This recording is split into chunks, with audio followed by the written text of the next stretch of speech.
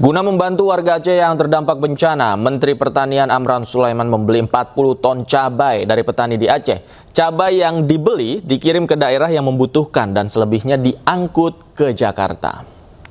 Kemudian selebihnya kita angkut ke Jakarta. Kami langsung kirim uangnya, bayar kontan di lapangan. Kenapa? Kasihan saudara-saudara. 40 ton cabai dibeli dari sentra pertanian di Kabupaten Aceh Tengah dan Bener Meriah. 15 ton dikirim ke Jakarta menggunakan pesawat Hercules TNI Angkatan Udara dari Bandara Rembele ke Bandara Halim Perdana Kusuma. Sisa pasokan akan disalurkan ke sejumlah daerah yang mengalami lonjakan harga cabai. Panen di saat gempa, kita kirim ke daerah-daerah seluruh Aceh Medan yang butuh. Kemudian selebihnya kita angkut ke Jakarta. Kami langsung kirim uang. Kementerian Pertanian bekerja sama dengan pedagang cabai di Pusat Informasi Pasar Induk Ramat Jati untuk memastikan distribusi berjalan lancar. Tim Liputan iNews melaporkan. Pemirsa, pasca banjir bandang, petugas mulai membersihkan sisa sampah dan lumpur di Kota Langsa dan Tamiang Aceh. Truk besar dan alat berat dikerahkan untuk memudahkan proses evakuasi. Sampah masih menumpuk di pinggir jalan permukiman warga Kota Langsa. Rumah-rumah tenggelam. Petugas dibantu warga membersihkan sampah dengan mengangkutnya menggunakan truk. Sejumlah truk dan alat berat dikerahkan untuk memudahkan pembersihan sisa-sisa banjir bandang. Selain sampah, petugas juga mengeruk lumpur sisa banjir yang sebelumnya menutup akses jalan warga. Kami di sini sedang dibersihkan.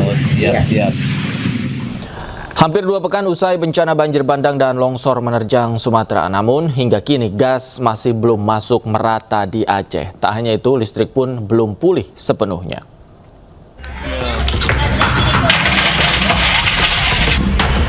Hingga kini warga di Kabupaten Pidi Jaya Aceh masih kesulitan mendapatkan gas LPG. Bahkan di dapur umum posko pengungsian, warga harus memasak dengan menggunakan kayu bakar. Selain stok yang terbatas, akses jalan menuju Desa Dayah Usen, Kecamatan Merah 2, masih sangat sulit dilalui. Nggak ada gas.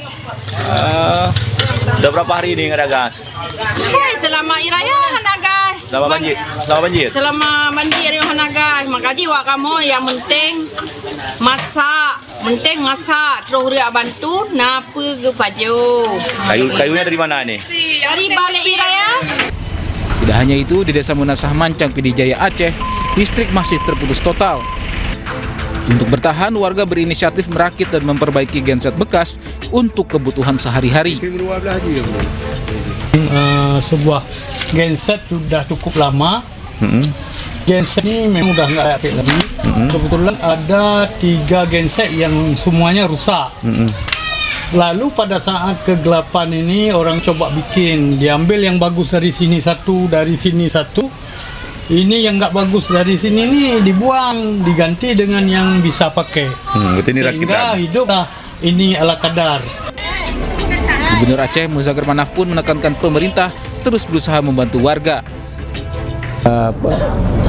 Bendera putih itu dapat seperti ada untuk perhatian orang lain lah, ya.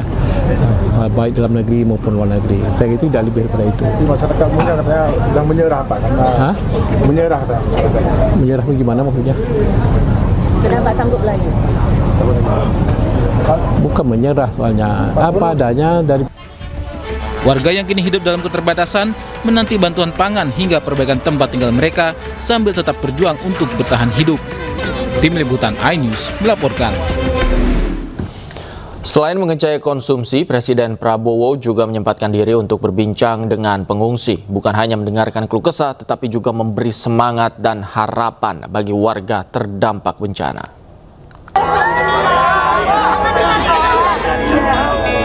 Presiden Prabowo Subianto tidak hanya mengecek kondisi bencana, Presiden juga mendengarkan curhatan para pengungsi. Mohon ya Pak ya, segera perbaiki kampung warga. Kebetulan saya sendiri di rumah, saya bisa menyelamatkan diri Pak. Tapi kami bingung Pak, kemana?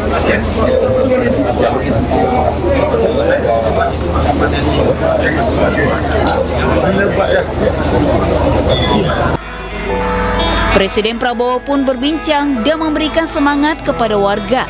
Bahkan Prabowo sempat menghibur warga di sana. Masih sekolah? Masih, Pak. Kelas berapa? Kelas 2. Kelas 2 SMA? Wah, pintar juga kok ya?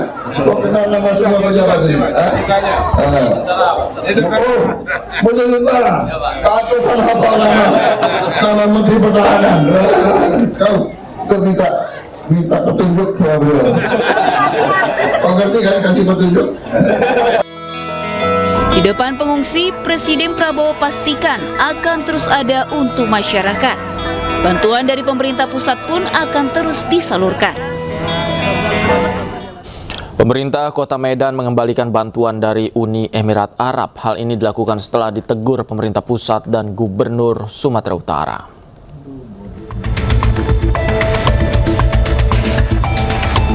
Bantuan Uni Emirat Arab yang telah diterima oleh pemerintah Kota Medan akhirnya ditarik dan dikembalikan ke Uni Emirat Arab.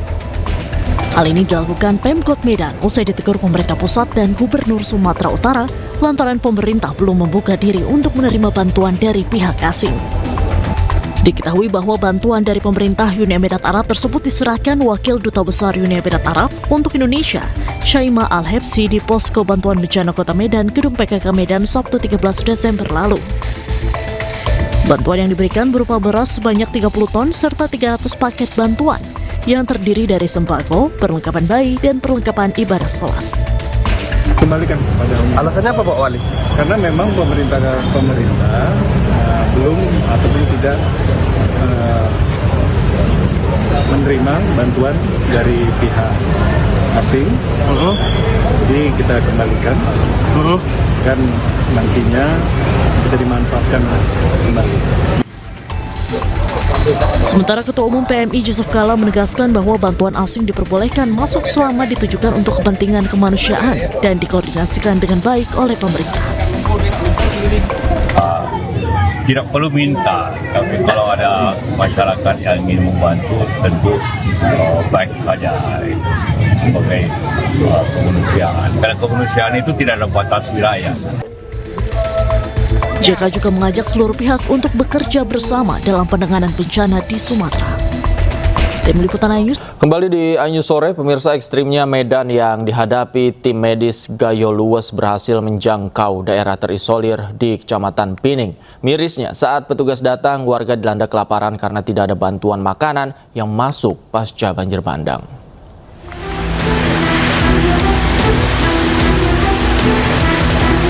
Tim kesehatan didampingi TNI berhasil menembus daerah terisolir yaitu Kecamatan Pining, Kabupaten Gayo Luwes.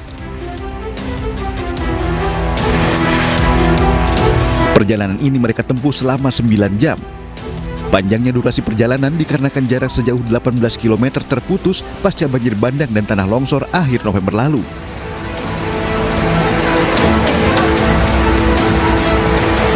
Setibanya di lokasi, tenda pengungsian berdiri seadanya dan terpal lusuh menjadi atap perlindungan warga dari hujan dan dinginnya pegunungan. Persediaan makanan pun mulai menipis dan banyak anak-anak yang mulai kekurangan nutrisi. Ini keadaan masyarakat di sana sangat menyedihkan. Mungkin sudah mulai ada anak-anak yang mulai kekurangan gizi karena dampak dari penjatahan logistik, penjatahan makanan, penjatahan beras yang tidak semua bisa mendapatkan seperti kita di daerah-daerah yang tidak terisolir. Jadi tujuan kami sebenarnya adalah medis, tapi ternyata dalam perjalanan kita menemukan masalah-masalah kemanusiaan akibat terisolasinya masyarakat di sana. Hingga kini Kecamatan Pinang masih membutuhkan perhatian serius. Selain layanan kesehatan berkelanjutan, pasokan logistik dan akses menjadi kebutuhan mendesak agar krisis kemanusiaan di Pining tidak semakin memburuk. Dari Kabupaten Gayo Luas, Aceh, Dosaino Ariga, iNews melaporkan. Pemirsa, jembatan Tenge Besi di Bener Meriah Aceh yang runtuh akibat dihantam banjir bandang beberapa waktu yang lalu kini mulai bisa dilalui kendaraan roda 4.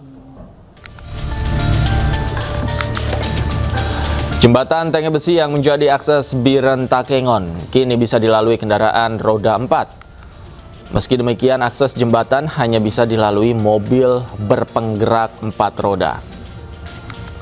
Itu pun mobil harus menyeberangi aliran sungai, bukan di atas jembatan.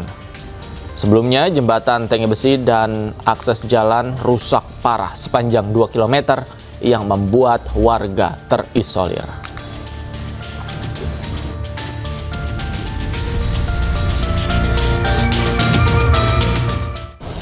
Setelah sebelumnya terputus akibat banjir bandang, jembatan Beli yang berada di Biren, Aceh telah selesai diperbaiki.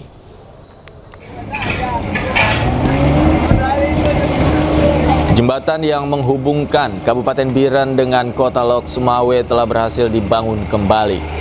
Bantuan untuk warga pun sudah bisa disalurkan ke sejumlah lokasi terdampak bencana.